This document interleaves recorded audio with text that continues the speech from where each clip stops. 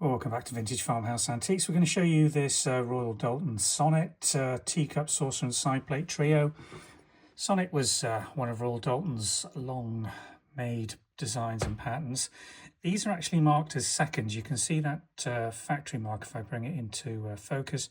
Got little drill marks over that central portion where it says Royal Doulton, England, indicating that the factory sold this as a second, not a first quality. We've gone right over these and we can't see any reason why these would have been marked as seconds, but the whole set has got similar marks. You can see that's been drilled right across the factory mark, typical for Royal Doulton's habit of marking these as seconds. Same on the side plate, but they're in perfect condition. And there's some theory amongst collectors and certainly dealers that some of these factories towards the end of their production runs were marking some of the production as seconds to be able to sell it through secondary markets at slightly reduced prices, just to get their volume up where they were overproducing. And towards the end of the 20th century, this is something we have in theory for some Royal Albert, and certainly some of these Royal Doulton sets where you really go right over them and can't see any faults in the transfer design